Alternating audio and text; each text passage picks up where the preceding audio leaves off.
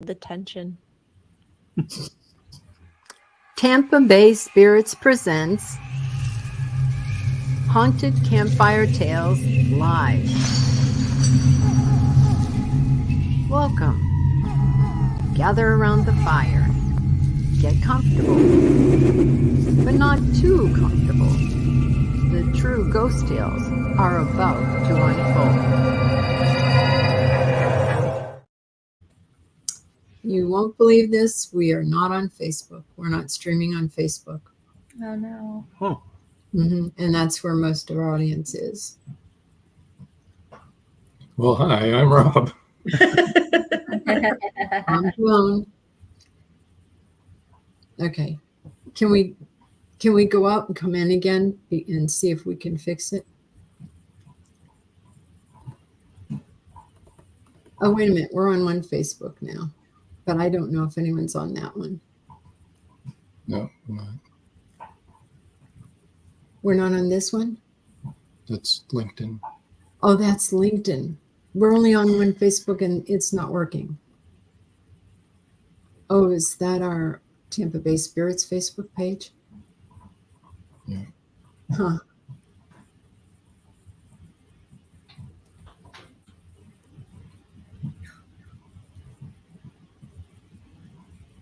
Yeah, it just says the live video should start soon. Yeah. Technical difficulties, folks. Okay, Sorry. we're trying it again. Hello, everybody. We're on Facebook again, it looks like. So I'm Rob. I'm Joan. I'm Jess. I'm Les. I'm Beth. I'm Robin. I'm Joy. We're the Tampa Bay Spirits. Well, part of us anyway.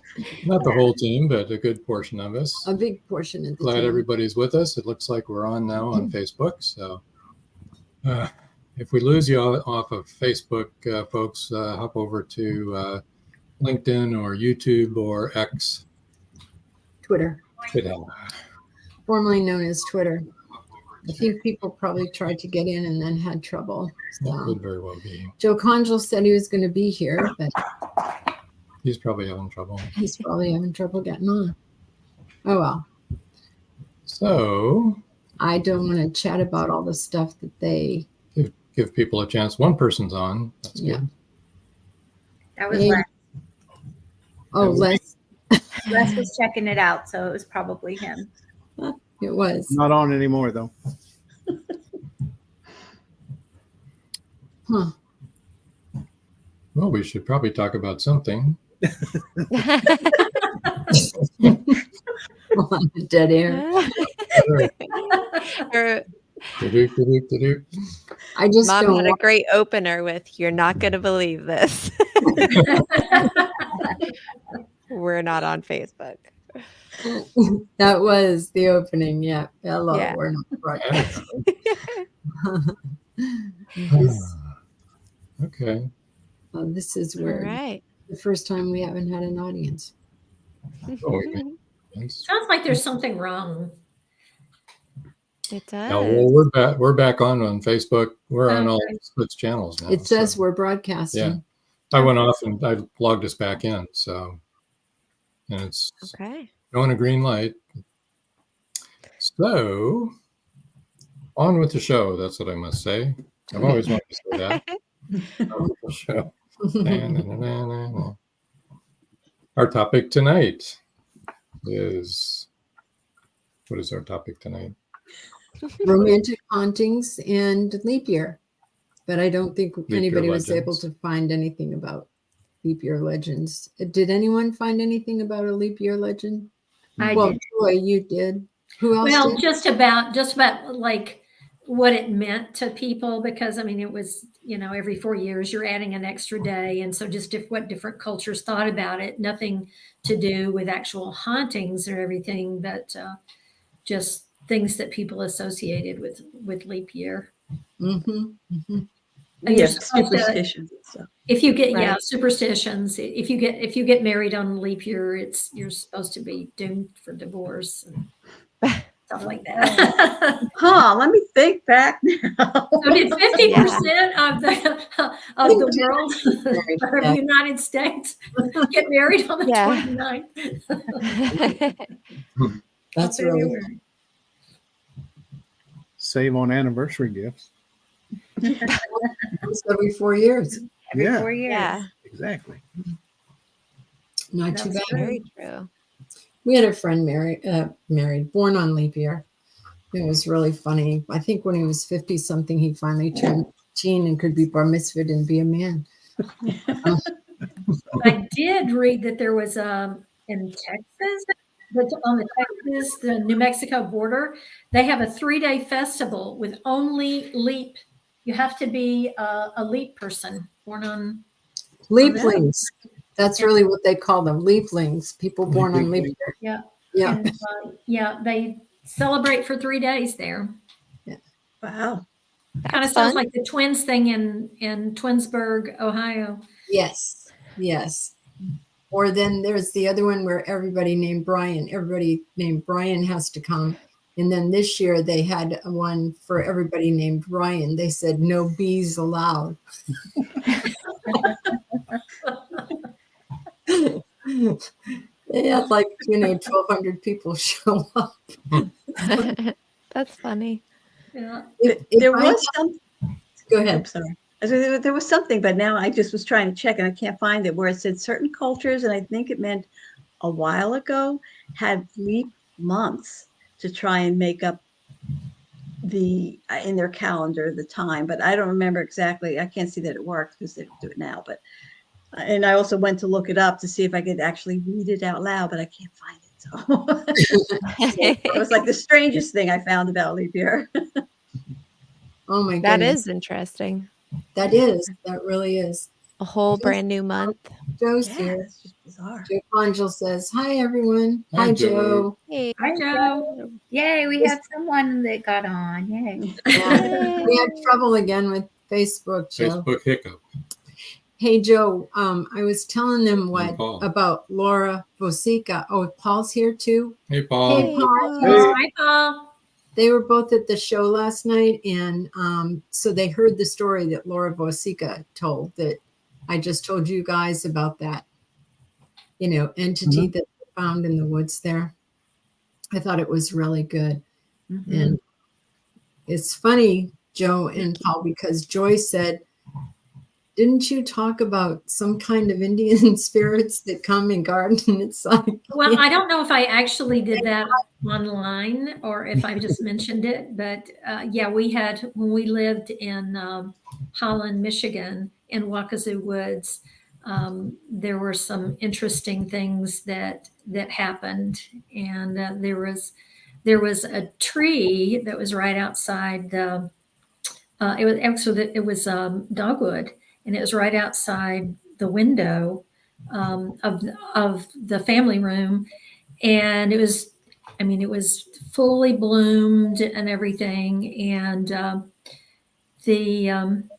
and I loved it because like most houses that I've lived in actually ended up having a dogwood tree. And when I was a little girl, my dad, who drowned when I was 4 years old or 5 years old, he planted 2 dogwoods on our new home that he built, and one was a white and one was pink, and he explained what all of the what the blooms meant, and so that's always been real special to me. And so one night I was home alone and feeling rather lonely, and I was looking out at the trees. The sun went down, and the next morning my husband went outside, and he said, Joy, something happened to the tree.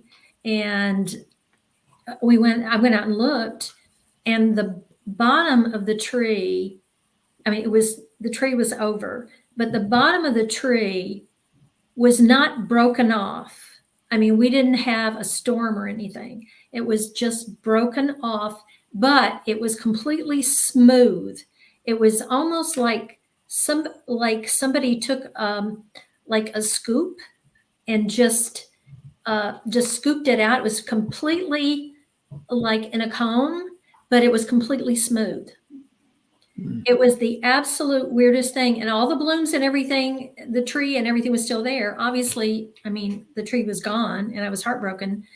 And so I was always just like flabbergasted at what could have possibly happened. I mean, there was the branches were not bent. It was nothing. It was just that rounded scoop in the bottom, almost like somebody had sanded it. And it was just laying on its side. Wow. Yeah. And we were never, and I think I had mentioned it. Obviously I had mentioned it to Joan, like, Oh, yeah. and then we started talking about, you were talking about that there were, Native American spirits that they've, in some cultures, that they felt that they had, that were protecting the land or whatever. I have no idea what that was, but it was very unusual. Yes, I mentioned that last night. I thought maybe it was a watcher, and I asked her how tall it was, and she said it was about the height of a man. And I said, oh, okay, because watchers are like 30 feet tall. So Is that what they call them? the watcher? Okay. Yeah, yeah, and they guard sacred spots. But there are other types of spirits that the indigenous people say are protective spirits of the land and of the people, of sacred burial sites, things like that. Joe Consville said, yeah, that was a cool story. You need to investigate it. That's what I told them, Joe. I said, they said, you should go investigate that. We'd love to know what that was. She said she never wants to see it or be near it again. And I said, and I want to go and I want to see it and I want to talk to it and I want to take a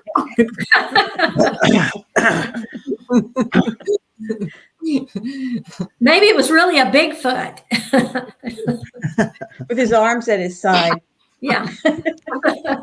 Dressed up as a bowling pin. Joe Concho just said, you leaned in, Joe. You could see how excited you were. That's embarrassing, but I was like, oh, tell me more. That's funny.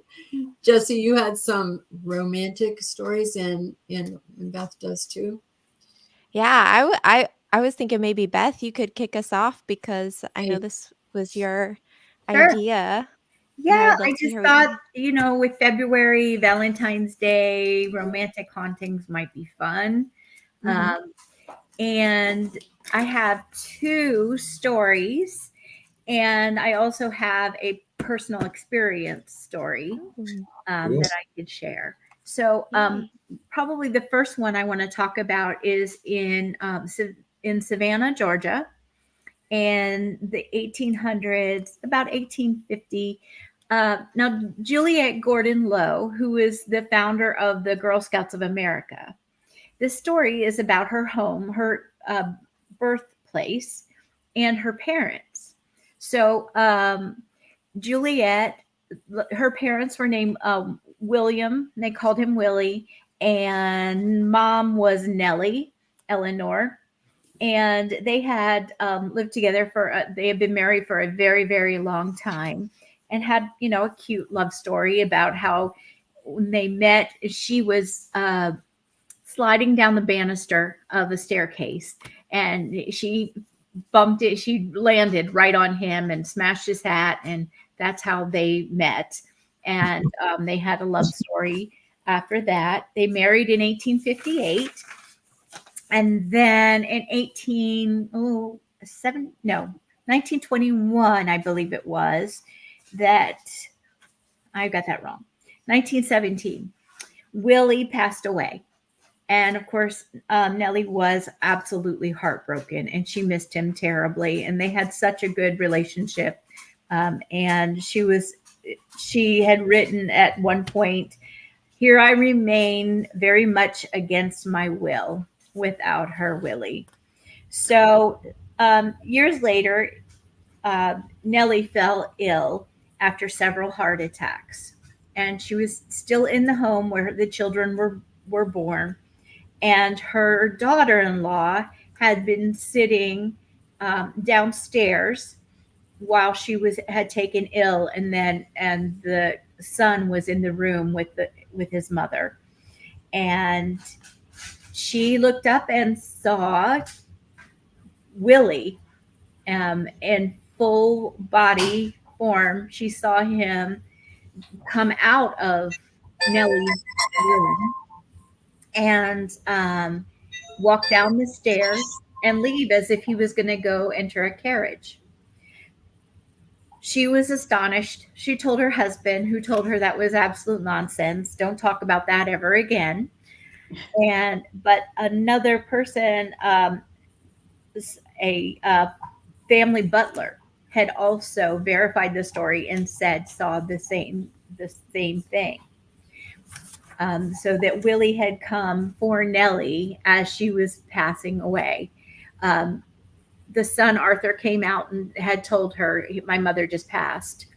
The family that was in the room with Nellie as she was fading said at one point she sat straight up and outstretched arms with a smile on her face, and they said she even had a youthful appearance. And they also believed that Willie had come to take her to the other side. So you can go visit this house in Savannah, Georgia. It's called the Wayne Gordon House. Sometimes they call it the Juliet Lowe House or the Girl Scout House. And you can tour that area. And they say that they've never seen Willie ever again, but they do have sightings of Nellie, who often will play her piano or wander the halls or be in the kitchen or the garden. So there have been several sightings of Nellie. But I always thought that was such a romantic story. It's beautiful. That is a lovely story. Yeah. I love it. Is that house in the square? It there? is on one of the squares, yes. That's what I thought. Yeah. Yeah, and you can tour it. Or did we tour it? We went on one of them. I can't We went remember. we went on a nighttime tour of the homes, and I think we might have gone into that one. We didn't see anything though. Yeah, But those homes are all beautiful. they are so beautiful. Hmm. And I've heard that the actual the guest what do I want to say? The gift shop.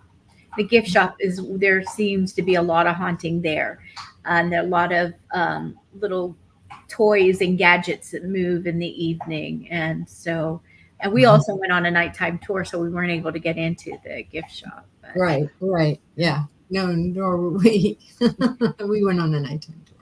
Of course we did. So I thought that was a really romantic haunting. But I also have a personal story that's kind of similar. My daughter-in-law, her grandmother had passed. This was probably about 8 or 10 years ago. And she and her husband had been together for many, many years. They had a wonderful, loving relationship. And a few months after the grandma had passed, we had an Easter celebration at a park. And we had gone out there, and I had looked over at the grandpa, who was sitting with his sister-in-law, and behind them was grandma standing there, and just standing behind him. And she and I made eye contact, and I knew instantly that she was waiting for him to pass, that she was there. Wow. And she was waiting for him. So, and he passed probably a few years after that. So it wasn't anything soon after, but I know it does happen. It's pretty cool. Were you able to get a picture of that? I was not. No, we were at the park, and I was completely shocked. Yeah, I didn't think about taking a picture. No. So that would have been cool. Yeah, it would have been cool. Yeah. So the other story I have is about a place that's local here in St. Petersburg. It's on St. Pete Beach. and it's the Don Cesar Hotel. And I don't know if anyone has ever heard of it or seen it. It's a That's the story I was gonna bring. Oh, it is. Oh, Yes. You go ahead. You go ahead. The Don Cesar Hotel is absolutely beautiful. It's a large pink building. You don't see very many pink, very pink, and it's a really lovely place. And they have great customer service. If you ever go there, it's really a great place to go. And the Don Cesar Hotel was built by a man named Thomas Rowe. And when Thomas was young, he was traveling through Europe. He was in London, and he met a young woman who was actually the lead actress in a play, the Maritana. And so he got up the courage to meet her. They fell in love. Every evening after her performance, they would meet in a local fountain that was close to the theater. And so they spent their time together, and they were going to run away and get married. So they had made the decision to meet at this fountain, but he went and she never showed up. Oh, And what had happened was her parents did not approve. And so they whisked her off to Spain, where she spent the remainder of her life. So Thomas Rowe came back to the States, went to Florida, and built the Don Cesar Hotel. And there he made a replica of the fountain that he and Lucinda was her name, that Lucinda would meet at after her performance. She never got to see this fountain in life. And she passed at a relatively young age. And I have the letter that she wrote to him. Now, Thomas had sent letters to Lucinda, and they were always returned unopened. And but there was one letter that Lucinda wrote, and it said, "Tom, my beloved Don Cesar, who was another character in the play, forgive them both as I have. Never would I despair, nor could I forsake you. We found each other before, we will do so again. This life is only an intermediate. I leave it with regret and travel to a place where the swing of the pendulum does not bring pain. Time is infinite, and I will wait for you by our fountain to share our timeless love, and our destiny is time." So the fountain that was built at the Don Cesar Hotel, there are reported hauntings. People see Thomas Rowe, who they believe is Thomas Rowe, walking the beach in his white suit, just as he would to take care of the hotel and oversee its running in life. So they see Thomas Rowe on the beach. They also see him close to the fountain, and people have reported that they see him with a raven-haired young woman who they believe is Lucinda. So I like to think that they did get to meet up after death, and that they're spending their eternity together. people were so romantic back then, weren't they? Oh my So romantic. I love this. I love it too. Better make a plan too. Yeah, today you just get a text. Yeah, right. Hey, babe, meet me at the fountain. Right. Joe Condor wants to know, is there one city over another in the U.S. or elsewhere that might have more romance type hauntings? I would bet it would be Paris. Yeah, you would think Paris, but I don't know. Savannah's pretty haunted, and I would think New Orleans might. New Orleans too. Yeah, I was going to ask if y'all have ever done anything there. we've been there, and and we've gone to the to the cemetery, the famous cemetery where Marie, the voodoo queen. doctor, Yeah. the voodoo queen, where they still look at her mausoleum. Yes. It's a crazy place. You know that the water comes in, and it, because of the gases of the decomposing bodies, flames shoot up from the from the burials that are in the ground. So that's why everyone is in mausoleums there. Wow. Can you imagine that? Mm-mm. Here, let's have some more around the fire.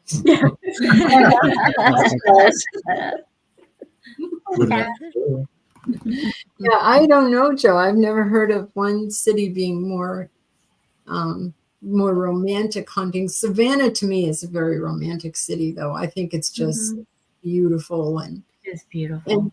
and that story that you told about him coming back for his wife and carrying her off, I love that. You know, Yeah. took care of her in life, and he came back to take care of her in death. It's really, really sweet. There were probably in those time periods, there were probably a lot of unrequited love because of, of class and all types of, different mores that they had in those times. Ants come back to get Yeah. Like Don Cesar. Yeah. Well, they didn't have as much communication as far as, being able to communicate with each other at any distances, Right. Right. Man, she wrote him an incredible letter. Yeah. Right. Said, But how long did it take to get that letter? I thought the same as Rob. I thought maybe Paris. Maybe Paris. Yeah. Paris, Texas, I was talking about. He was. Exactly. I'm sure that's it. Might be Paris, Tennessee. Yeah. Jesse, did you have another romantic haunting? No, that was the one I was going to talk about too. Oh, sorry, Jess. Oh, it's okay. It's okay. Yeah, it's funny because I think probably you're going to find more stories like what you were talking about, personal experiences that feel more romantic. I think more the stories that you hear that are kind of shared widely or like more famous are ones that people are scared about, right? Like like do you know what I mean? Like, and so it was actually kind of difficult to find things that fit, or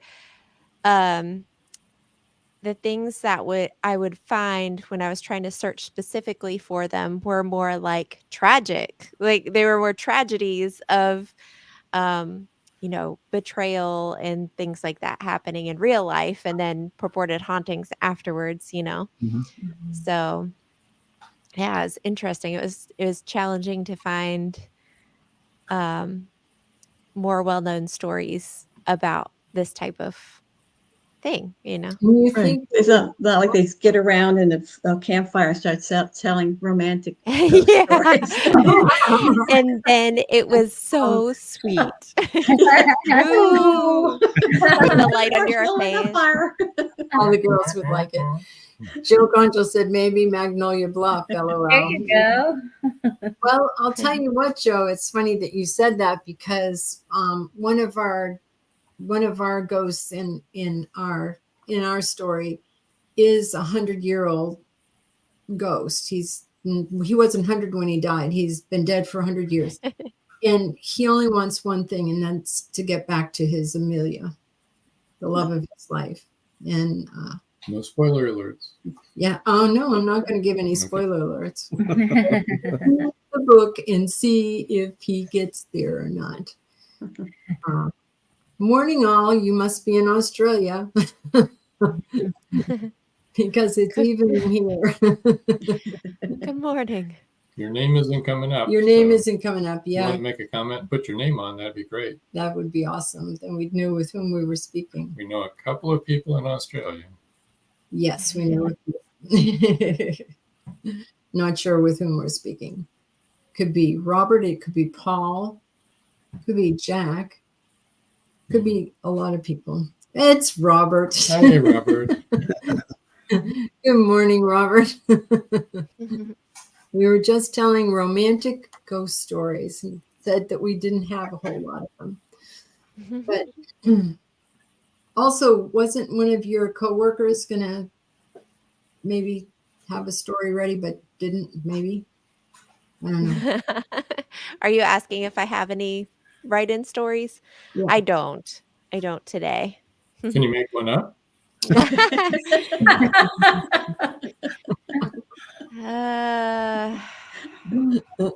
Uh, no. Well, it's been a short show. Never a short show with us. We always have stuff to talk about. There you Oh. go. Right.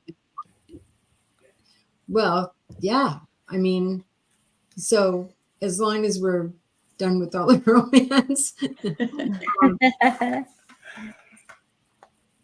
Beth, have you ever heard of an inhuman spirit that looks like what Laura was talking about? I Not- feel like it's probably an inhuman spirit. I don't think it's ever been a person. Can No. you describe it again? Mhm. She said it weighed about 200 pounds. It was solid black. It walked and it had heavy footsteps. And it didn't look like it had arms. It was more like a bowling pin shape. She said you could see the outline of the head Kind of, and then kind the of face, human, the body, but not kind of quite human, but not quite. Yeah. black. And as I said, it was on the Trail of Tears and it was by a pool where people go scuba diving to go down into the caves. And she and her husband thought maybe it was something to do with the native people, with the indigenous people, because it was on the Trail of Tears. Maybe it was a scuba diver that came up. And, Yeah, with the Yeah. the air tanks, their arms on their The flippers on and stuff. yes, He flops. was coming out of Wetsuit. the woods, not out of the lake. Oh, okay. He had to get out. Never mind. That shape makes me think of like the Fresno night crawlers. Have y'all ever heard of the Fresno night crawlers? I've No, seen what's that? a video of the Fresno night crawlers. Yeah. Oh my God. It's like You're if you right. see the video looks like it looks like pajama pants walking by Looks themselves. It's like Oh, Exactly. one. I've what it looks seen like. those videos where Yeah. they're like all legs and like with Yes. like they Yeah, have bell it looks bottoms like- on, and it's It just looks a pair like of a bell bottom legs. clothespin walking because it has a head. Oh. You know how a clothespin has the head and then the two legs? yeah. That's what it looks It's like. creepy. It's It's creepy. I've creepy. seen that. And I mean, so I know a couple of those have been debunked as hoaxes. There's the first initial one is a little questionable. I think people are like, I don't know. But the one that looks like the pajama pants walking around it was caught by like national parks, I believe. It was in a national park and caught on one of their trail cams. It wasn't a trail cam. It No, was it like a cam. No, it was like on a security cam, like on one of their buildings. So yeah, so it wasn't even like way out in the woods even. It was like, in an area by their buildings and such. Yeah. But when you were describing it, that's why I had you describe it again, because I was like, I mean, as far as like the size and the color and all that stuff, it's off. But that shape, that's interesting, that shape would come up again. That's an odd shape. Well, the Fresno walker comes off looking as white, but that's because it's on an IR camera. So it probably is black. But she didn't say it was like all legs. Yeah. And that thing, No. when you see that thing, you're like, okay. Like Yeah. you said, pajama pants walking down the street. Well, and they saw it with their own eyes, right? Not through an IR camera. Yeah. Right. And Yeah. so we know that when you see something on camera, especially with an IR camera or night cam Right. or a Ring doorbell at nighttime, anything like that, they can look super distorted and strange, and even familiar shapes to you that you have seen a million times in real life can look bizarre. Yes.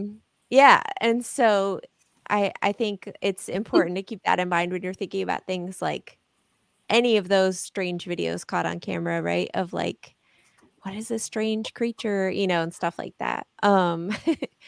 But yeah, but it did make me think of that. And I just love the Fresno night crawlers. They're just there's a lot of like really cute art depictions of them where they're like little fuzzy. They're very I'm gonna have to look that up. It's Oh, you'll have to see it. It's great. Joe very says, very I funny. think your husband saw it and told her about it. I don't think she actually saw it. She was with him. She was with him, Joe, She when heard it it. happened. She heard it. She felt it. Okay. He turned around and he looked at it. Mhm. And So then it wasn't something they caught on camera and then rolled back later and was like, "That's weird," and you No, could be like, "Well, no, they saw that with their own eyes," he didn't look at it. And Joe's right. She didn't actually see it. He did. The husband did. Got But it. he was there telling her exactly what he saw on the while we were doing the He's the one that podcast. said, let's get out of here. He's the one that said to her, let's get out of here. And she said, even he was like, no, we're not going to stay here. So, but like Josie was saying about the IR cameras, and Rob and I did this to make an example of not to believe everything that you see from, the rings and stuff like that. People say, what is this? What do you think it is? And so we sent them a picture. And it By them, you mean like me, and you like sent all it of our to kids, all of Right. our children, yeah, which we have many. It was from our Ring camera. It was from our Ring camera, and it looked like a ghost kind of gliding through our yard, It looked like this is gonna sound bad knowing what it is, Oh, but right. because you saw it too. Yeah. That video, I was like, what? It made me think of those videos that people have shared that are like, what is this walking towards my camera? And it looks like a little like alien gray or like that okay. The Hopkinsville goblins. I keep pulling random obscure things. I'm sorry. But do you guys know what the Hopkins? No, That I don't know. Okay. obviously I don't get out much because I haven't heard of any of these. Or I movies. stay in too much, maybe is You're where not as wacky as we are. So the Hopkinsville goblins, they're this story, this family in Hopkinsville, Kentucky. Gosh, I want to say this was either late In the 1800s or No, early 1900s. wasn't it the 1950s or something? It might have been. Yeah. I'll Google it, It but was a while ago anyway. I'll look it up. Either But- the 1800s or the early 1900s. Well, it was before a lot of Things about aliens were known and stuff like that. Is that what you're going to say? oh yeah, Way for before sure. then. Yeah. But anyway, that's what I thought it looked like on your camera. You were describing what it was. And Beth won't be surprised because when I say what it was me walking the dog. It was the white lady of Central Florida. It was the white There lady. you go. And I've scared the bejesus out of Beth walking from one dark room into another. When my hair was longer, I was a lot scarier looking, but I'm still scary looking because of my hair. And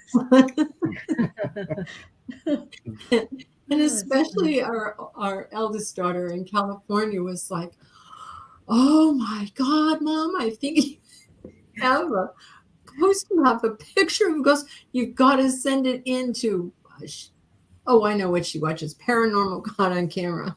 And she's like, oh, you've got to send it in there. And I'm like, yeah. Well, Okay, and it's more. so that is a good point though, because Yes. I am very Yeah. careful about I'm always very skeptical about stuff like that, and I like really try to like think about what it could be and think outside the box, like, okay, what could this be that we're not thinking of, right? On any kind of, and then I always am like, I just don't know, because unless I know the person very well or know the source and trust the source, like the person that's sharing it and saying, this is what Right. I found or experienced. And then I choose to trust that person. So coming from my parents, who I obviously trust and have, so when they sent it to me and Dad was like, "What do you think this is what he said. Um, and I was like, "What?" So I immediately was trusting that, okay, if they are asking me, they don't know what this is, and they are like, "This is a weird thing we've What could this caught too." Could it Right. be? What do you think it is? So It's a pretty funny. teachable moment. And you are right. It was 1950s is right. I couldn't remember. That's what I, But what I was remember. for the 'cause it was Hopkinsville family. Goblins. Yeah, not me. Not you. And well, if you Google that, it's funny. You can It's a picture. very interesting sighting. Yeah, but it's funny when people think They their were minds. testing me. They were testing you, Jess. Yeah, we wanted all of our children, and we know Jess is very skeptical and really takes a hard look. So really not so much her, but They were just messing with me, I think. all of our children to understand that everything that they see on YouTube and TikTok and social media is not necessarily the truth, and especially things caught on night vision cameras can look so different. They really can look weird and bizarre and creepy. you pixelate out? What is that? The That's Or Kentucky is it the Hopkinsville Hopkinsville Goblins? I can't get close enough and it disappears, but I had to look it up. I don't know how many. That's what I thought my mom looked like on. Oh boy. Like a hobgoblin. I gotta look up. One daughter, Colleen, she texted us back and she said, "It looks like somebody walking a dog." Yeah. Just the practical one. Oh, the craziest idea. Yep, that's what it was. She got it in one, Yeah. Is she a skeptic? Oh, very much so. Nailed it. You nailed it. You nailed it. She definitely is. Yeah. And that's what she said. Oh, she doesn't believe any of this stuff. We're all crazy. Okay. But yeah, you have to be skeptical. That was the point of us sending that. Be skeptical and know what you're looking at and understand. Don't think every piece of dust or Is an orb. Is an orb or a flying yeah. insect is an orb, or a water droplet is an orb. Or a spider web moving across the camera is. Oh, and that can really fake you out. That's a good one to mention, because you can really, Because even when it gets out of focus, and the motion is like it's moving. Yeah. Mm-hmm. Yeah, that can look really odd, really bizarre. And so you need to go and look at the camera and see if there's a spider web in front of it. I mean, that's because that can really fake you out. I mean, I've had that fake me out before. Like, what the heck is that? It's a spider web. Oh, okay. Yeah, because the motion is very peculiar. It's yeah. Mm-hmm. And it's see-through, and they're kind of creepy anyway.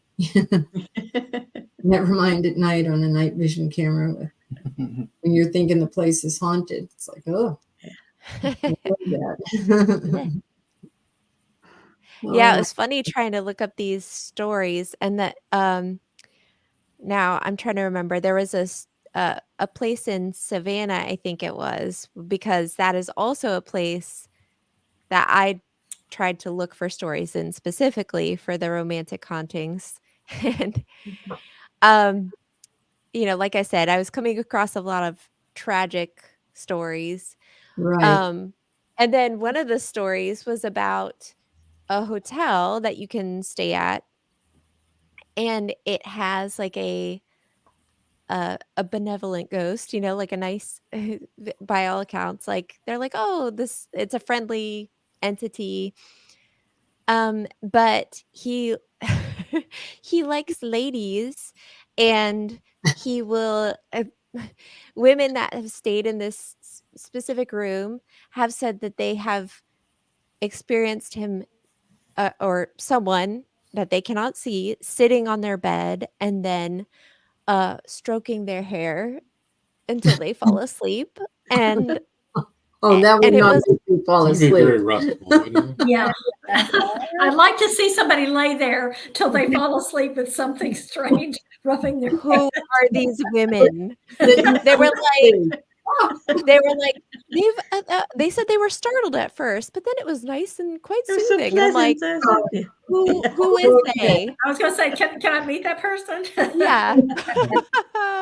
I was like, no, I don't think so. No, thank you. No But it's a touchy. good story. Yeah. Yeah. Yeah. I was trying to find it because I thought I had saved the Is this the article about same it. one that they take the women's underwear out of their drawer or suitcase? Oh, There's geez. one Oh, in Savannah. is that in Savannah? I I don't know. Isn't that in St. Augustine? I know there's one in Savannah. But- Okay. Oh my God. Yeah. So That's it's our like next a episode. common theme among ghosts. Let's take this Panty lady's raiser. underwear. Even dead, they have a panty fetish. They're probably meeting somewhere. Well, we've taken a new turn. Yeah. Oh, Lordy. There's a hotel in St. Augustine too that is very haunted, and a particular room is really haunted. And before you check in there, you have to promise you won't use a Ouija board, you won't use any scrying, you won't help the ghost pass on, you won't help them move on. You have to sign all this paperwork before you stay in there, because it's supposed to be very haunted. I'll have to find out where that is. It's in like one of those little boutique hotels. It's not a big I'd like hotel. to know how they would, if you broke that contract, how would they prove that for any sort of Take me They to wouldn't. court. compensation? Yeah. Yeah, that'd be Yeah. entertaining, though, to watch that. How they could prove that. Yeah. No. I mean, they would have Standing to in front of a prove judge. absolutely that ghosts were real to begin with, and that right there would go their entire argument, because obviously unless they brought Zach in, he might have proof. Yeah. Like, Speaking of St. Augustine, do you think that the Ripley's Museum is haunted? Yeah, we've been there. I think it's haunted. I do. You do too? I do. Yes. Yeah. I've been there, Joe. We had something follow us through the whole museum. There was an entity following us. And we brought our own equipment because I'd rather use our own stuff than somebody else's. And there was somebody there, for sure. I think they're attached to the things that are in there, is what I think. Yeah, probably. Believe it or not. Yeah. Believe it or not. The jail also has tours. That's the original Yeah. Ripley's, right? Yeah, it is.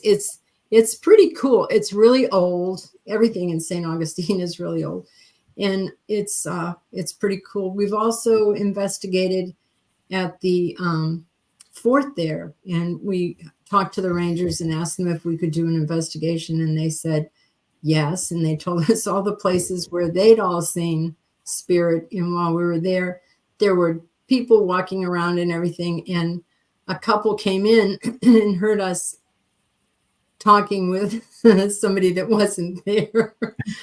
And Isn't that crazy? yeah, no, they watched. And then afterwards they said, can you please come over to our house and do an investigation when you're done here? Because we've got something in our house.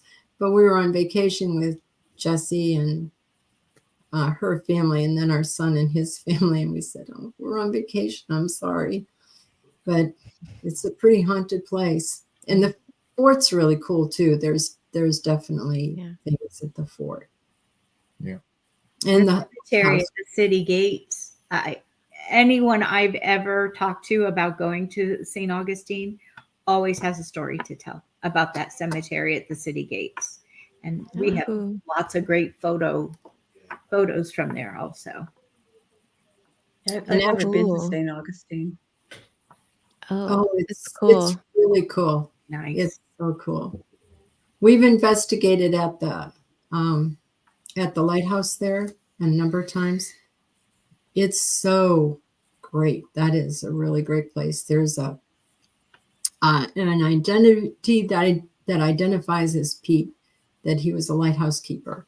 And he's talked to us for like, what, 45 minutes, Jesse?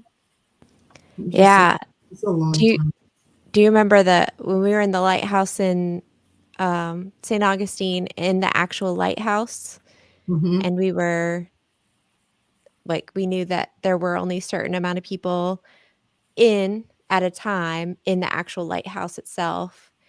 And there are these big, they have these like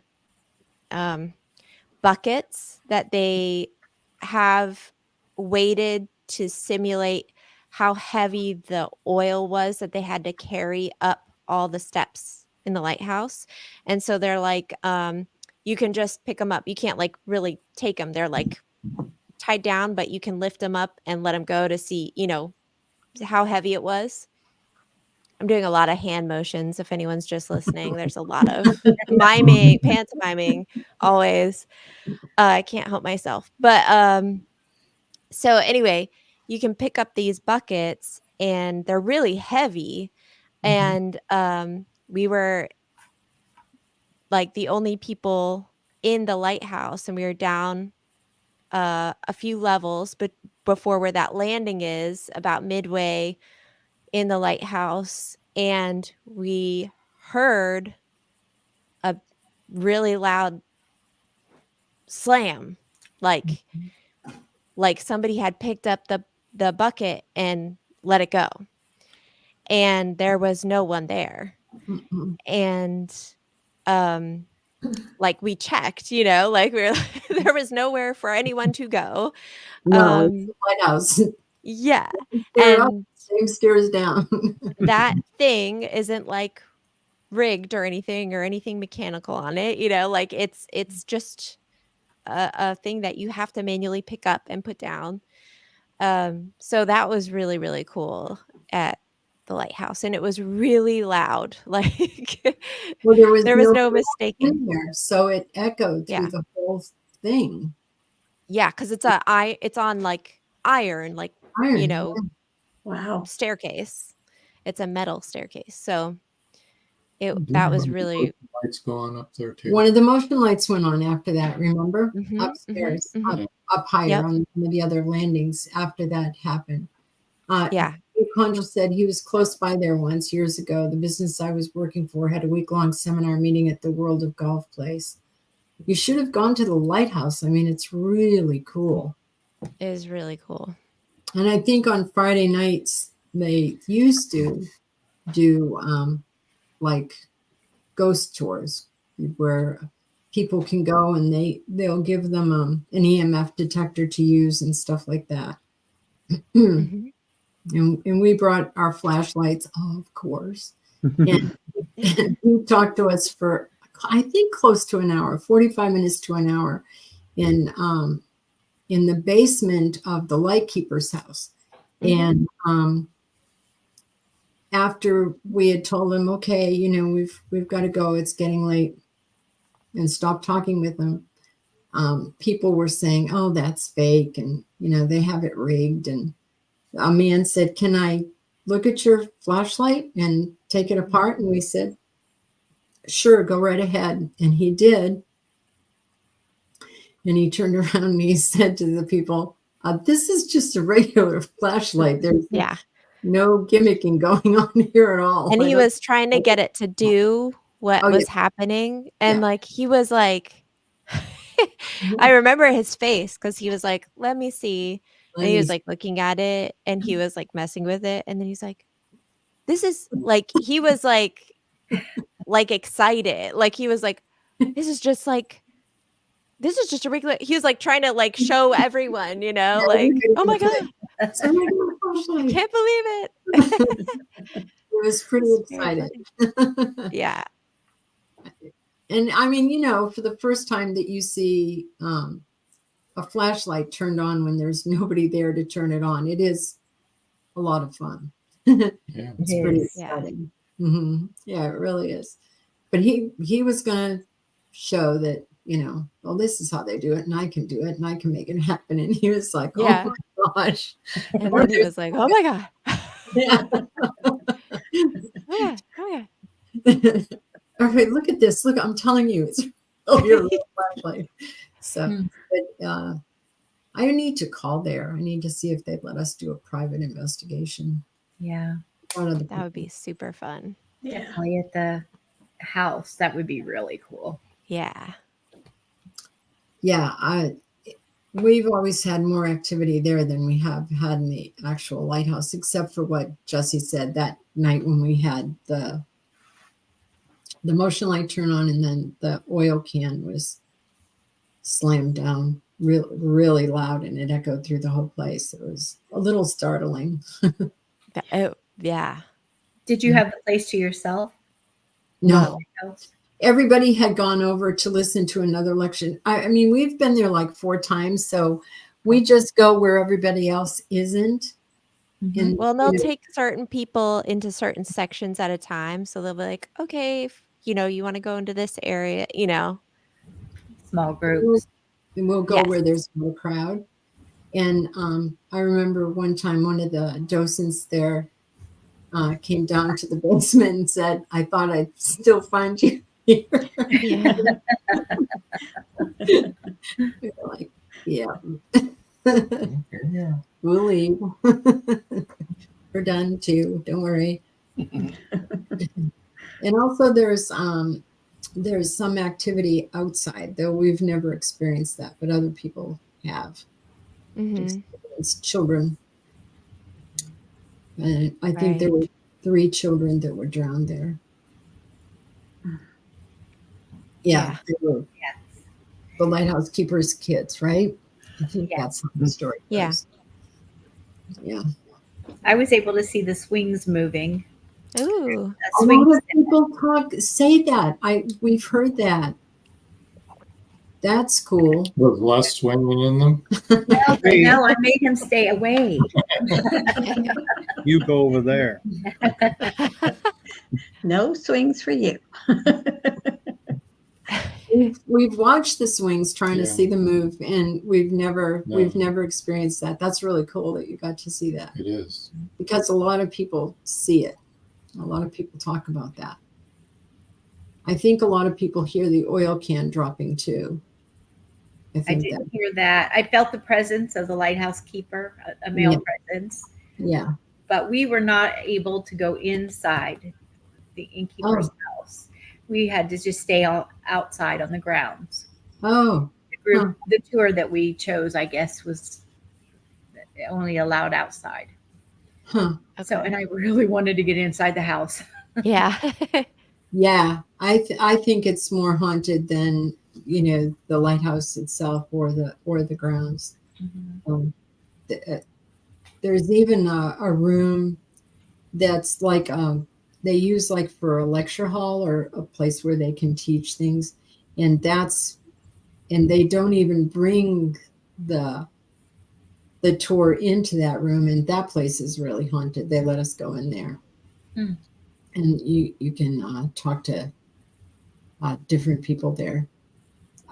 What is it about lighthouses where they're so often haunted? It's Is it the water, maybe? You know, the That's- energy of the water that Or that beats contribute. against the rocks all the time? I don't know. A That's lot what of I was gonna say. limestone probably too. Yeah. so Augustine is landlocked. It Oh, that's was- true. I've seen pictures. Yeah, that's but true. it used to be near the water, but it no longer is Yeah. because of hurricanes. But I think there must be something to them being so devoted to their work, because I'm talking about, people from the past when they would have to carry all that oil up and keep the light burning, or people would die on the rocks. I mean, Plus, they were in such a confined space. I Yeah. mean, I'm sure they didn't get out a lot if they Yeah. were, had to be relied on for that, and maybe some of those hauntings are the residual of the routine. Mhm. that could be And I was true. just thinking, and I know this isn't about a haunting, but I was thinking, can you imagine getting towards the top and dropping the oil going down metal stairs? That would be a disaster. What a chore. So true. Well, Joyce and said A lot maybe of all the souls who have drowned over the years. I'm sure Yeah. some of it is that. Yeah. right. I think And that's- not even the people who have drowned, but the adrenaline and what you feel as the light keeper when somebody comes in and has crashed against the rocks, and all of that Mhm. drama, all of Energy. that emotion, that energy. Yeah, it Mhm. probably has a lot to do with it too, because you are giving a lot of yourself, Yeah. your whole career there, which is often your whole life. I don't know if we talked about this on the podcast last night, but I know that we talked to Laura about it either before the show or after the show, talking about residual haunts and what's the difference between an intelligent haunt and a residual haunt. And, an intelligent haunt is when there's an entity that actually knows that it's there and knows who they are and knows that you're there, and they'll, interact with you. And a residual is what Robin and Joy were both talking about, is where all these things have happened that are so impactful and big. And I think Joy was talking about things that are repetitive too, where they constantly do it. And it's like making a tape or a video, or an audio. It'll repeat over and over again. And somebody talked about limestone, and that's true. Limestone is a carrier, and it's a conductor, and so it will play these residual haunts. So they're never going to talk to you or acknowledge that you're there or anything. They just do what they do all the time. The other place that I had looked for romantic hauntings was Charleston, South Carolina, because there's a lot of history there. Yes. And that is where I found it. That is where that ghost is. And this is in a place called 20 South Battery, formerly the Battery Carriage House Inn. And there are 2 rooms that are supposed to be haunted there. Room number 8 is haunted by the headless torso. I'm so sorry. Okay. Can you imagine? Oh God. Okay. And then That's in Charleston. that's in Charleston, but the other is in room 10, and he is known as the gentleman caller. And he's the one who gently strokes your women's hair while they're going to sleep. Okay. Now, have they seen his form, or they just feel him? Because it could be a woman. Haha. It seems like a motherly thing to Could do be somehow. mama. Yeah, that's right. Yeah. Unclear. I don't know if there's anything to support the theory that it's a male apparition. It does not say anything more than that's what that's what this entity is known as, the gentleman caller. It's much more romantic, Robin, to go Yeah. with them. I know. I don't have any romance. So that's I why don't it was know. a man rather than a motherly. I don't find it very romantic for a man to show up in my room uninvited and start stroking my hair. Well, no, So me either. But I'm just saying that might be why they said that. It's because they thought that it would be a more romantic kind of thing. Although it's really perverted kind of thing. right? I Yeah, know. let's sneak in while this woman's sleeping and Great. stroke her head. Okay. Yeah, so I was looking for romantic hauntings and I was like, that ain't it. So creepy. And they're like, it's nice, it's soothing. Nope. No. Nope. Joe Conchel said if it was a woman, they would have heard there while the hair was being stroked. There, my dear child. Yeah, I know. I probably wouldn't have minded a woman doing that, but a man, yeah, that would be like, no, Thank you. don't do it. Get away. Get away. I remember I used to, and this was years ago, I would always, whenever we were investigating, I'd always say, you do not have my permission to touch me. Do not touch me. Because I did not want to be touched. Now I'm like, you can touch me if you want to. Go ahead. I just want to know that you're here. Don't scratch though, because that does sting. Yeah. Mm. Well, the cat did that. I was gonna say that was the cat. That was the ghost cat. Let's not blame Gary for that. Yeah. He gets a bad rap. Yeah, He does. Oh my gosh, he That was so cat. funny that night. that was very funny. Yeah. Funny. The most amazing thing, though, was Jesse, you had the blindfold on in the noise canceling headphones, and we hadn't even asked a question, and the flashlight finally turned on. We'd been asking him all night to turn it on. We weren't then because we were doing the Estes method. And he said, and you repeated, did you see that? Yeah. And it was as soon as the light went on, you said that, and we were like, It's funny. wow. Too funny. Yeah, that was so cool. Yeah. That was really cool. Yeah. We're going to go there again next November. That's how booked up it is. Yeah.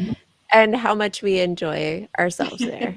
We did. Yeah, we booked it that night for the next open night, which was in November. So it was like, okay. We went there last November. We're going there next November. It could be the anniversary haunting. That's what we were talking about the other week. Yeah. So I wonder if there's any hauntings with the eclipse, because there's about to be an eclipse. Interesting. Yeah. In April, right? Yeah. You know, I really think that I'm surprised there's not leap year stories because I was surprised. yeah, you would think that, I mean, there's I think that like with an eclipse, there's a change in the atmosphere and, you know, all kinds of things get affected by that.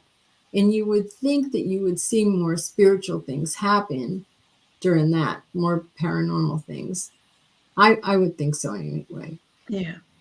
Yeah, I did see like that there were like myths and legends about like a leap year is never a good sheep year. That was in like Okay. Scotland. meaning That was a Scottish thing. I've never Yes. read too. meaning like they would have bad agriculture years and things like that. So there was some stuff like that, but yeah, nothing, no interesting paranormal legends with it or anything Yeah. like that. It was Yeah. weird. Yeah. And you have So to you wonder- missed your opportunity to go over and make the pig trotters noodles. Yeah. Yes. Yes. I did. I mean, Dad, if you want me to make you pig feet noodles, Well, it's pretty tempting. Let me think about that. Tempting. see, knowing my parents, I feel like my mom would probably be game, and my dad would be like, "No, thank you." Yep. Probably right. Well, I I'll go don't know ahead. that mom would like love it, but she'd probably be like, "I'll try it." I do like bacon, so Yeah. Yeah. I don't think it's the same. I think it's sort of jelly and sandwich. Robin, I don't think it's the same. Doesn't look the same in the jar. Yeah. Foot is a lot different than a shoulder.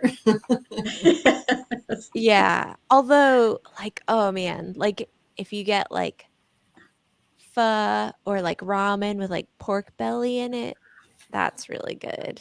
So maybe it's a Yeah. similar flavor vibe, you know? Like, Probably. I think it was what Joy was saying is the fat is really flavorful. And, you know, there's a lot of fat in those Yeah. pieces. I just know those jars of pig's feet my mother used to eat. They look like there's like this jelly in there. I mean, Yeah, I they're had to pickled. leave the room when she was doing it. I'm like, Yeah. Excuse me, Mom, I You have know to- what? I did see one because you were talking about, and actually I was reading one about Ireland, and it said that, I mean, they did the, like, they called it reverse gender, but meaning that, you know, the woman could ask the man, and they said that the women would wear red petticoats when they were, Ooh la la. yeah, they were, when they were going to be, you know, like proposing to some guy or something, they would be and wearing it. wasn't there a penalty if the guy refused? I thought, yeah. Yeah, I'm trying to remember what that was, but one of the things that I looked up, it actually had, I should have written it down. It had a list of things men you don't want to propose to, and it was like it had a list. I mean, this is like got to been from the 1800s, but that it had a list like if a man had a thin lip, then or a thin upper lip, then he was going to be scornful. And if a man had a broad forehead, I mean it Oh. did the different facial features, and to say, you know, that this is what that would be, that kind of guy, so don't pick him. And I mean, this is actually in a newspaper article that they had published. Where is the list the 2 times I got married? Dang it. Joe Conjal says, what's worse, pig's feet or chicken feet? Ew.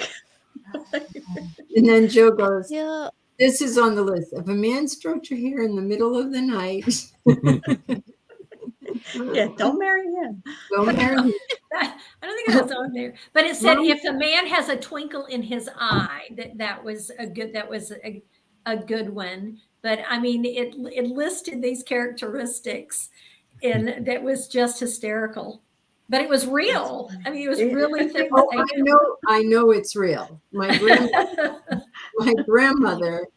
A man has a twinkle in his eye. Oh, No, there- crazy. She would be like, The- I mean, she had superstitions about everything. About everything. Just like that, about the thin lip and about an itchy palm and about Yeah. Don't put new shoes on the table. I don't remember where my mother, that was a big, I don't know. She was Irish and Italian, so I don't know where that came from. I'm sure it was Irish. You don't keep birds in a cage. You don't keep any birds in the house. You don't keep things that look like birds in the house. It's really bad luck. And you don't ever chop down a fairy tree, because that is You don't ever really bad. walk into a fairy circle or take any stuff, but well, I kind of believe that. I agree with that. I know. I'm like, one of our daughters brought me back a stone from a fairy circle, and I said, "You take that back." I did. It wasn't me. I brought back a stone, but it was not from a fairy circle. Not from a fairy ring. But oh my gosh, my grandmother had so many rules of things that you couldn't do because they were bad luck. She was so superstitious. Lillian Donovan. And holy moly, one time I was walking with her, and I was pregnant with my oldest daughter, Barbara, and I was walking beside her on the outside because I wanted to protect her from the traffic and stuff. And so I had one foot on the road and one foot up on the curb. So I was kind of walking peg-legged, you know. And she just about had an apoplectic fit, and she said, "Do you want your child to be born gimpy?"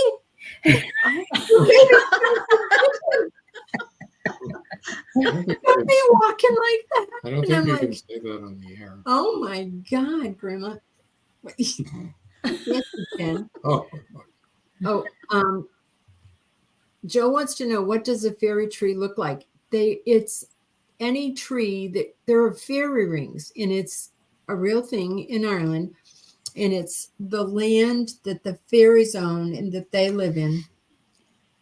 And any tree that grows in there is a fairy tree. It belongs to Well, the there is a specific tree that they Oh, okay. that has, like, you know what, for next time I have some pictures. We spent 14 days going all the way around the Ireland. Ireland on like a coach tour, and I'll find one next time that we do this, and I'll That'll be great. show everybody what the fairy tree is. But the driver told us that when they built the second airport there, and I can't remember where it was. It wasn't the one in Dublin, but there were fairy trees where they wanted to build it, and they could not get a contractor that would take them down. They had to go to England to import some like what what do you call them? Arborist. Arborists, yes. An arborist. That would take the trees down because they could not find anybody in Ireland that would take the trees down at the airport. Okay, it's any hawthorn tree, Joe, or any ash tree is considered a fairy tree. Hawthorn and ash. Oh, okay. Wow. We have ash ash. What are they called? There's some kind of beetle that they're killing all the ash trees around here. That's terrible. They had like denuded flowers or places. something. I mean, there were some kind of flowers, the ones that they pointed out to us. Bad luck to take one down, he says. Yeah. Irish fairy trees are either hawthorn or ash trees, are known as fairy trees in Ireland. These trees are said to have fairies living within them, and that's why you can't take them down. They're sacred. And apparently that bad things will happen. And as we went through, they actually, he would tell us about, people that had their, that had built houses and all these tragic things that had happened because they had cut down trees there. And, but anyway, so I guess it's a big superstition. The other interesting things he said, because there were a lot of houses that were like kind of in ruins that were in fields, and they said that it's bad luck to tear down a house, because you're destroying memories and things like that. So they kind of honor those abandoned homes and that are out in the country and everything, and they don't take them down. Yeah, interesting. That A lot makes- of them are stone because there's not a lot of wood there. Yeah. Because when you're refurbishing a house or tearing down a house, there's an increase in spiritual activity that takes place. Mm-hmm. Yeah, it does. It So really that does. does make sense. I mean, Mm-hmm.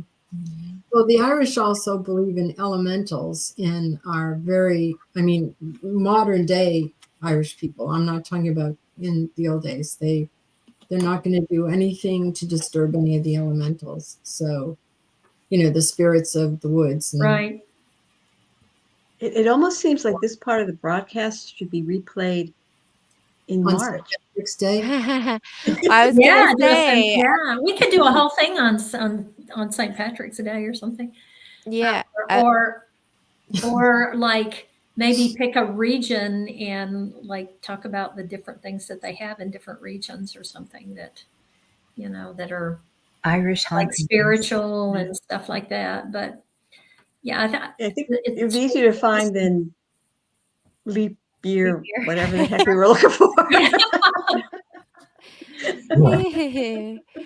Yeah, I was thinking the same thing. Next month, Irish hauntings, or paranormal things, Oh, gee, legends. that'll Yeah. be Well, there's a lot Yeah. of things there too. I mean, they have a And lot. I mean, even if we just pick certain haunted places and discuss, Right. everything to do with Yeah. those places. Sure. Oh, speaking of places, did you want me to tell that story? Oops. It sounds like the way the Hawaiians feel about their burial grounds, the way the Irish feel about the trees and stuff. Yeah, definitely. I think so. Mhm. Yeah. I wish more societies would feel that way about their burial grounds. Yeah. Yeah. Yeah, and I think Hawaii, the people, not just burial grounds, but like they very similarly feel like there are sacred places that are, and they will go out like because they were just gonna try and build on that sacred ground there, and they were out there protesting to stop them from doing it, which is awesome. Like, you know, It is. so You can have that respect. It's not. It's like respect for heritage, your Mhm. ancestors. The nature, nature. yeah. You were going to say something, Robin? Oh, I said I didn't know if you wanted me to tell that story about what happened in the antique store. Oh, yes. Yeah. Yeah. Yeah, this just happened to Robin. Yeah, it was I don't know, like 3 or 4 weeks ago. My oldest son, the one who lives here with me, wanted to go to an antique store where he had seen something a while ago, and it was out in Adamstown, and he wanted to go out there and get it. So I went with him, and we passed this place, and it's called Oli something or other. It was architectural and something antiques. And I said to him, I said, this is fine. You go, we'll go there, but we need to come back and go in this store. And it looked, the funny thing is, it just looked like a big, almost like well, not big, almost like a small warehouse. It wasn't like anything appealing on the outside. There were some architectural antiques out there, like wrought iron gates and stuff. But I really want to go in there. So we pulled up and we opened the door, and like I had said, I just started grinning because all of a sudden I felt like all of this past energy just like everywhere. So I put my hands in my pockets so I wouldn't accidentally touch something and get, feel something I didn't want to. Plus everything was really expensive. Like the lowest thing was $5,000 and the highest thing was like that I saw was $450,000. Whoa. Yeah. That But it is was really expensive. Yes, they were beautiful. All these old, big, like, you'd never fit them in an ordinary house, and they were piled up, and it was almost like a maze, and you're walking around, and it was just the most incredible place. But like I said, I put my hands in my pocket. He was behind me. My son was behind me, and all of a sudden I hear him go, "Ah!" And I said, "What?" I turned around and looked. He goes, because the first thing I thought is that I was going to knock over that $5,000 stained glass window. He goes, but I'm not anywhere near it. He said, and where it happened wasn't the bottom of my coat. He said, something just grabbed me by the waist and pulled back in this store. And I said, well, it wanted your attention, I guess. It's somebody in the store, but it was, he said, was this like a paranormal experience? I said, I think so. Like it. But Well, yeah. Has he ever had a paranormal experience before? Years ago, it's not like a regular thing. Years ago, he talks about he went out into some building that everybody always wanted to go and check out by an airport down in Bucks County somewhere. And he said that he had something happen to him then, but he wasn't sure if that, or if it was just because he was really nervous. But I think this is the first one as an adult that he has had happen, and he was very excited. And he said, "You going to tell that group about it?" I said, "Sure, I get their opinion." But there were a couple of antiques in there that I wouldn't even look at. I mean, just because there was something that felt so bad, like coming from them, that I Wow. walked with my head sideways. I didn't even want to have my eyes contacting them. But for the most part, I was just like, well, not a kid in the candy shop because you can afford candy. It was just amazing, though. It just all and everything that you could feel from. It was like walking into a wind tunnel. That's what it felt like, walking into a wind tunnel of impressions and senses. And I walked out and I was still grinning because I didn't feel anything bad except for those ones I wouldn't look at. I was just like, that was the greatest thing. Anyway, that was the story. Okay. That's cool. It was a good story. It Yeah. really was. I like that story. I do too. I think I still remember this when Jessie and her sister Trish and I had all gone to Philadelphia to investigate at Fort Mifflin. Oh, yeah. And there was a young man there with his father also investigating. It was an investigation that like the ghost hunters had put on, the ghost hunters and some other people. And oh, wait a minute. Joe has a really good question. Robin, did you ask the people who work there if anyone else had experienced something like what your son did? That's a good question. I didn't, because when we were walking out, the man whose store it was talking to another couple trying to convince them to buy something. So I was like, I'll just keep going. Yeah. Some like $400,000 item. I was going to say, you don't want to miss out on his $450,000. You want to talk about ghosts right now, or make like $200,000? So there was a young man and his father with us, and he wanted to stay with the three of us. And his father was, I think he was, on the autistic spectrum, and he was what, maybe 19 or something. He was a young kid. I felt like he was like maybe 16 or something. 16? He was, yeah. He seems very, little. very sweet boy. Yeah. And super sweet. Super sweet. And it was a father with his son, and there were the three women, and he was like, I don't, and we turned to him and we said, no, that's all right. If he wants to come around with us, you can come around with us. We didn't, there was nothing ill-intentioned in him at all. He just really liked us and actually, I think more than that, he liked the activity that surrounded us when we went in places, and he was checking it. And so there was this one room where I think maybe it was Dave Tango. I forget who told us anyway, that there was a spirit in there that really hated women with blonde hair. And he was a rapist and had raped women with blonde hair. And he would often pull women's hair, blonde hair. And so we went in there and we were asking questions. And the boy said, and he pointed to me, he goes, do you really hate her? Thank you. And the EMF detector reacted all the way up to Fred with yes. Do you want to hurt her? Yes. And I'm like, we were like, that's not an invitation, to be clear. Yeah. I'll never forget that. I was like, I think his father almost died of embarrassment. But he was totally innocent in that. Yeah, just wanted to see something happen. I don't think he thought that I could actually get hurt. But Dave Tango said to me, don't go back in there. Don't go in there. And, of course, we did the very next day. It was one of the first places we went. But Yeah, it's funny. I mean, that was probably one of the funniest things that's ever happened to me, because it was like, do you hate her? And I'm like,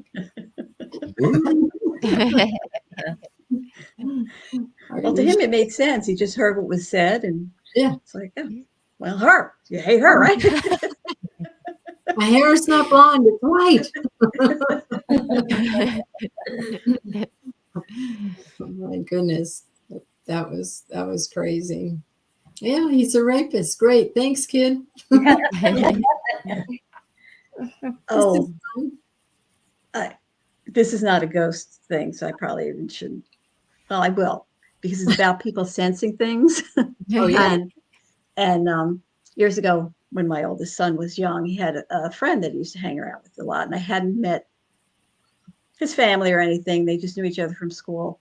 And one day, and I'm not going to name any names, but one day, nobody was in the house but me, and a pickup truck pulls up in the driveway. This guy gets out, and he's basically pretty clean cut, and he comes walking up to the door. But as soon as he got out of the car, out of his truck, I reached out. I was at the screen door, and I locked it. And he came up, and he said, is my son here? And I said, no. I said, I think they went down to the pond. He goes, oh. He goes, well, I'm not going to say his name. He said, can I come in for a few minutes? And I said, no, I'm just getting ready to go out the door. But when I see the kids, I'll send your son home. And so when I went to work the next day, because I worked for the police department at the time, I said, this guy came to the door. This is his name. I had the creepiest feeling. I said, I locked the door. He wanted to come in. I wouldn't let him. And the chief walked into the other room and pulled out 2 jackets for rape on this guy. Oh man. Wow. Wow. The women had dropped charges, but it was just, as soon as I saw him, and he looked like, anybody else.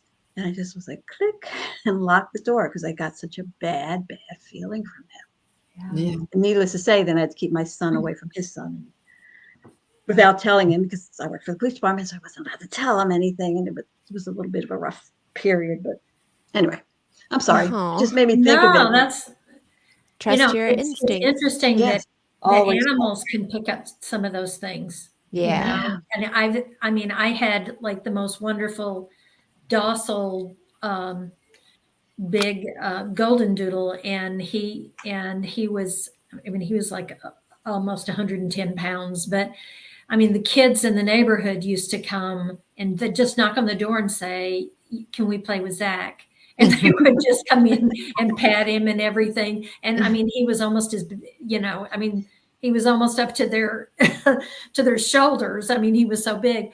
But a couple of times, when contractors would come to the door or whatever, and he would just start growling, and and he never did that. It was only just a few times. Right. And and he went walking with me, or if somebody would come up and say, "Can I, pat your dog?" I mean, and if he started a low growl, boy, I knew that was not a good person, because, anybody, I mean, Right.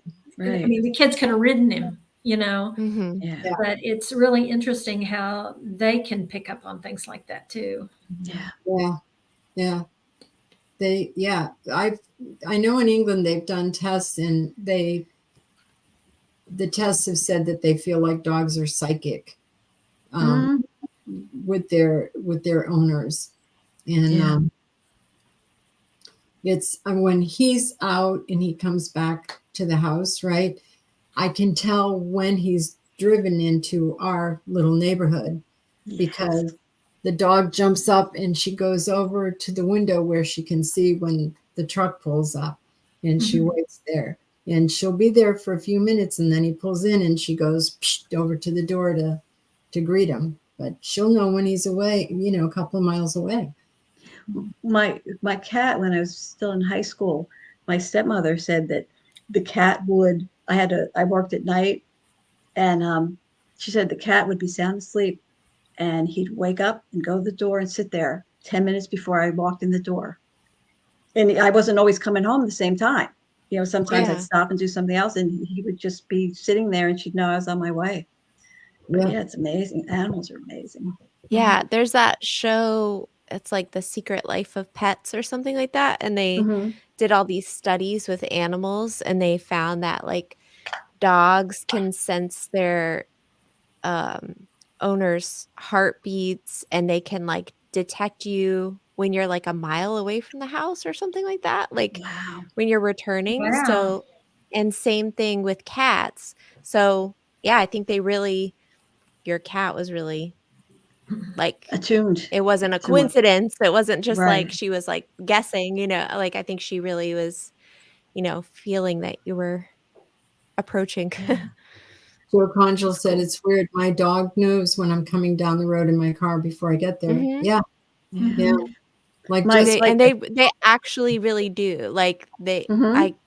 you can watch. I'm pretty sure the show that it was on is called The Secret Life of Pets, and they show the different studies that they did, and it's really interesting. Like And I even don't even understand that. Like right.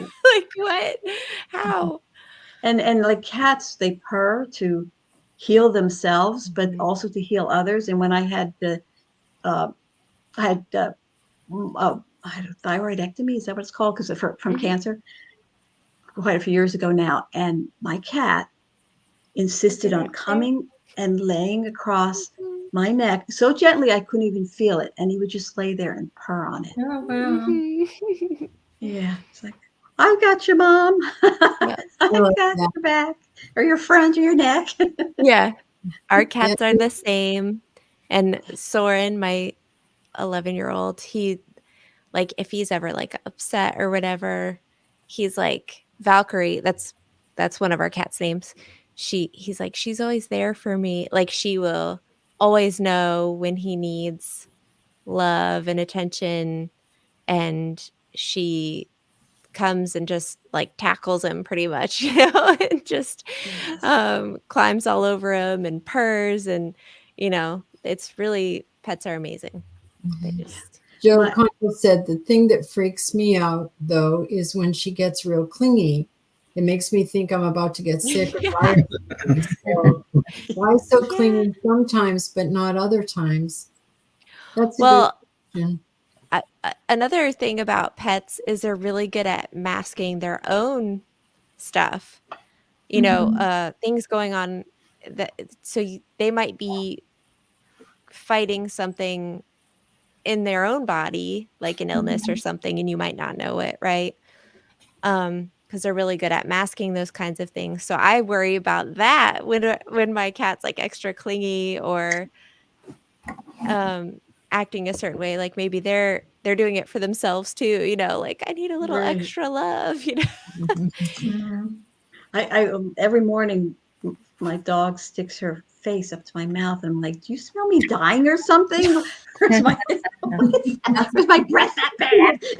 That's what Joe's saying, and I get that. I really do get that. I know You that smell me study dying. that Jesse was talking about, the heartbeat, is they also found that dogs can match their breaths to your breaths and match their heartbeats to your heartbeat. Wow. And if you're really beating fast, oh, Joe said that's a good point, Jess. Maybe it's something wrong with her, that she needs Yeah. some extra assurance. But we had a toy poodle who literally I could feel her heart beating in unison with mine when I would hold her, and she would breathe. And Rob can tell you this, when I would take a deep breath, she would take a deep breath at the exact same time. So it's not like she did it a couple of seconds later or a couple of seconds ahead. She breathed it exactly at the same time that I did. I always Right. thought that was like so amazing, Yeah. like crazy. And when you're feeling a heart beating in tandem with your heart, it's pretty cool. You're like, Yes. this one that we have now, if you could hold her long enough, that might happen. But I don't think anyone can do that. You'll see. We're bringing her with us in June. Okay.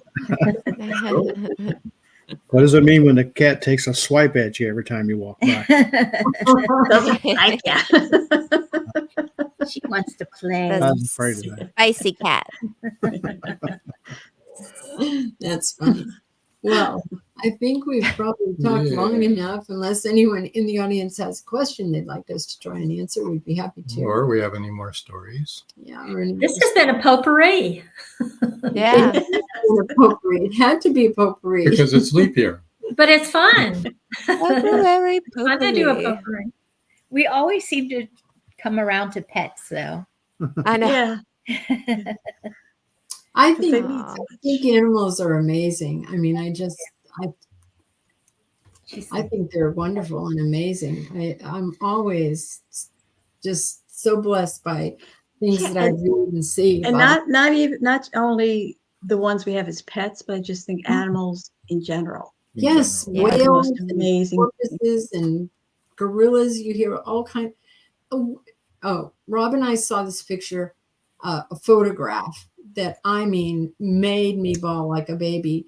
A man had fallen into a hunter had fallen into quicksand and was by himself and couldn't get out. An orangutan Ugh. leaned over and put his hand down and pulled the man out. wow. That man Aw. put down his rifle and never hunted again after that. I would- know, right? Wow. Aw. Amazing. Joe said, "Do you think there is such a thing as dogs being reincarnated?" I don't know. Yeah. I mean, we kind of touched on this before, where I was like, you know, we talk about Valkyrie being a Linus cat because my dog was Linus before. I had a big dog de Bordeaux, like the French Mastiff, and his name was Linus. And we've talked about him before because he, I think, has come to visit a few times. But I know he has. yeah, but he was a very, very special good boy. And Valkyrie has the same energy about her in a cat form. And so That's Robert. There ain't no dogs in heaven. I don't want to go. Amen. That's right. and I really didn't want a cat. And now I'm obsessed with my cats. And I think it's because she has such strong, like, Linus vibes. Vibes. So When yeah, she's she's reincarnated as a cat. yeah. I don't know. I don't know if that's truly a thing, but maybe like a certain type of pet. I don't know. What do y'all think? I think it's comforting to think so. That Yeah. Mm. But I don't That's- know. Yeah. I have to think about that for quite a while. Oh, it's not it's Robert. George. It's George. Hi, Hey, George. George. Handsome George, the dog lover. He is the dog lover. I love dogs, but I love all kinds of animals. I really Yeah. do. Like Mhm. Robert said, even the wild animals. Like the orangutan story. I mean, that really happened. I mean, that's crazy to me. And you probably all remember that gorilla in Britain, where the 5-year-old boy climbed over the fence and fell into the gorilla encounter. And Yeah. the silverback, that's what kills me. The silverback picked him up and cradled him and turned his back to all the other gorillas so they Protect couldn't them, touch him until the zookeepers came in, and he gave the baby, the little boy, no, it wasn't a baby, he was 5 years old, to them. Yeah. Yes. George says, how about black jaguars named Naja? Yeah, for real. Our daughter Patricia wants to own Naja. She's in love with his Naja and his books. The book you gave us for her, George. So, You know, it's wild. You see all of these TikTok things on Facebook with all these people that have these exotic like lions and tigers that they have as pets that Yeah. I think I might be a little wary, but it's there. Yes. Tons of people have those as pets. Oh, I would definitely be wary because I know how animals can't use words. They use their teeth to communicate. And They my do. cats are little, and if they're trying to express something, they might give me a little chomp if they're trying Yeah. to play, or and my cats are very good about keeping their claws retracted and everything when they're playing, but they even get out of hand sometimes, or they might have a more insistent message for me. And so they might chomp a little harder, and it hurts. And so yeah, I would Have you not. seen some of those on there? I mean, Yes. I think you're just borrowing trouble, but Yeah, they're wild animals, and they will communicate the way they know how, yeah, Right. and they could really do some damage unintentionally. I think it's Yeah. unfair to the animal too, because it's not their fault. It wouldn't be their fault that they would do something like that, right? Like, they're just being an animal. right. And it's That's not what- their natural way of living. So you're Right. enforcing something on them that's not going to make them comfortable in their lives. Mhm. Yeah. Not fair I to mean, them. like, in a fantasy world, I'm surrounded with gigantic cats and like a hippopotamus or something, and like snuggling them to sleep, but like, and a I dragon. can say if it's fantasy. hippopotamus has never really gone onto my cuddle list. George says Yeah, big and- cats are just like their smaller cousins. You just need a giant sandbox. Yeah. Yeah, I wonder what those people with those animals do about that. Our, Let them go in the yard. Our Yeah, neighbor I think across the street, their granddaughter owns and operates the wildlife refuge here in Riverview, and she has like elephants and big cats and all kinds of stuff. But they're not like living in her house or even No, she has roaming free. Yeah. refuge. Right. She takes those animals that people think that they Right. can as pets, Yeah. and she, keeps them safe in this Right. refuge.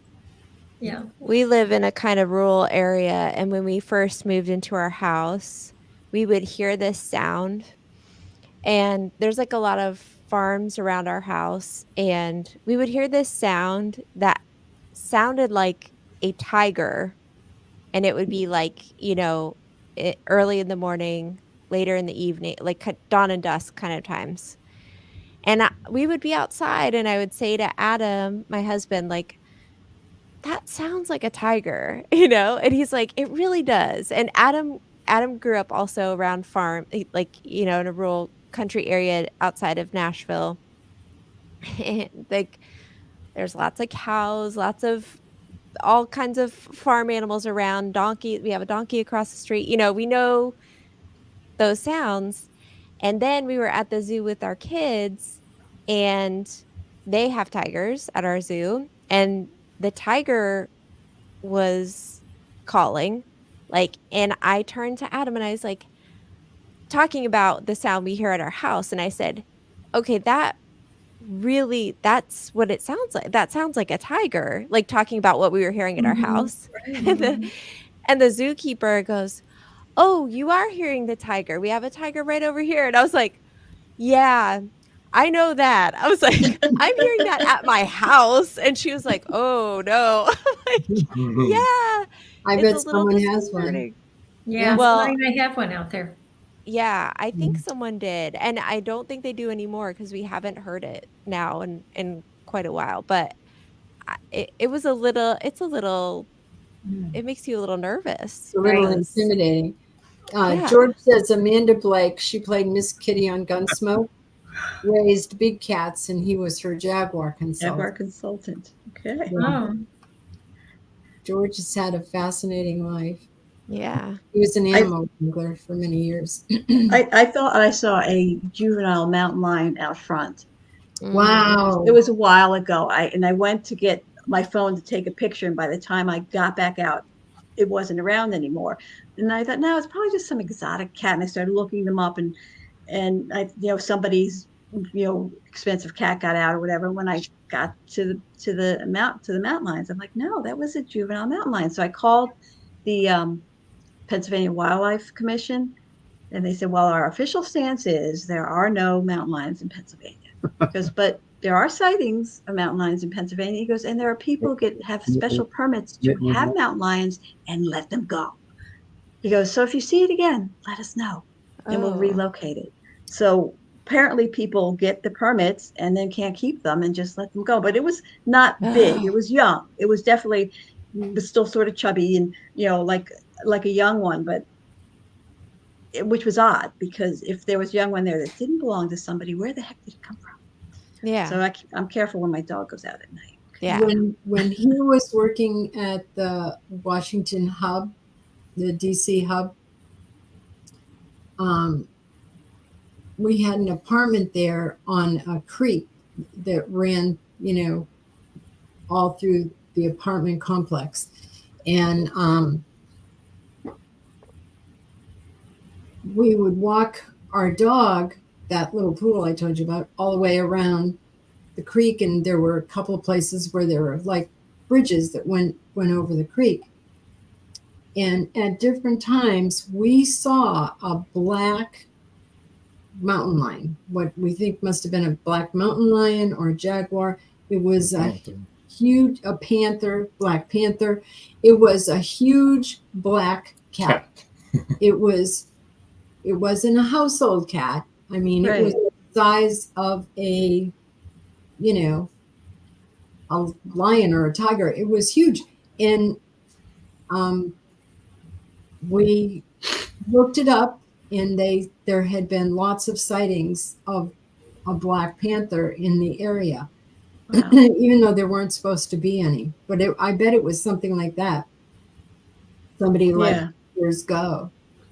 Yeah. Well, I know they're illegal in a lot of places. This was like this. Oh, yeah. And like that tall. So I thought, well, could be, by a stretch of imagination, some kind of exotic cat. But like I said, when I looked it up, it had the fur, the features, the length, the stance, the long tail of a mountain lion. But yeah, their official stance is no. Well, they said there were none in Virginia either, but people were citing them. So they were definitely, we took a picture of it. So, I mean, and then we told everybody, okay, this is a lot of deer came running through too, where we lived. Right. And so I think it was a good hunting ground for it. It was because it was always going right along the creek. And I mean, it really was a creek. It wasn't a river. It was a creek. But it was a pretty big creek with, flowing water, lots of flowing water, and it would run along there. And like I said, we were always having deer jumping through and crossing over. And I'd hold my breath when they would jump out in the street, like, don't hit the deer, don't hit the deer. But yeah, this has been fun. We should probably. We got off on a tangent again. Yes. Again. That's so unusual, though, isn't it, Joy? I mean, we seldom do that. Yeah. Well, our next show will be March 28th. March 28th. Did we have a topic? No. Irish spirits. Irish spirits, Irish hauntings. Yeah.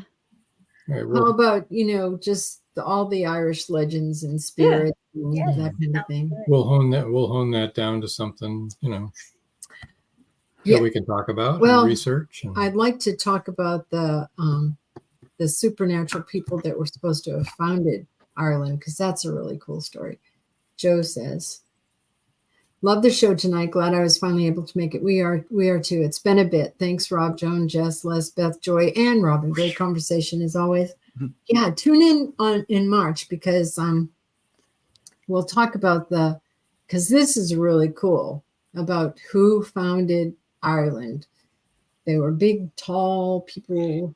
What do you call those? do you call those people that were the spiritual? Big tall people. No, there's. I know the name. I should remember the I name. know, and it's escaping me, but I absolutely cannot think of it. But anyway, It's like Tuwantha, Dantha, or something like that. Those are the yeah. little- Oh, it's the little ones. Do you want I to think dance? big tall people. Is anybody over 5'5"? But no, they were the kind of the spiritual. They were like the spiritual leaders that were. Oh my God! I'm having a senior citizen moment. I am. Well, I am too because I can't think of the religion, the priesthood, and stuff. That The Yes. druids? Druids. Druids. Gosh, Druid. yes, that's what I was talking about. I didn't. Sorry. I had that in my head for a while, and I was like, surely they can't mean that. Yes, it was. You always- Are they all The tall? Druids. Because a lot of the superstitions and a lot of the different things came from the Druids. yeah. Okay, this is what I was talking about. I love this. According to Irish mythology, the I thought Tuwantha- we'd Mom next month. Mom. Okay.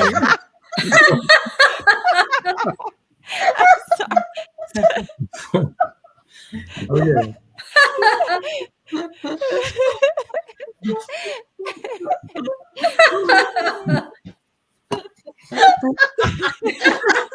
Jess is our new moderator. Bring in this back He's the now. gatekeeper. And memory. Excuse me, Joy started it. We were just clarifying what we were going to talk about. I couldn't even think of the name. Tuwantha Denan is what I was talking about. I'm sorry. I didn't mean to get us off on another tangent. Joseph. Look at what Joe just said. Crying.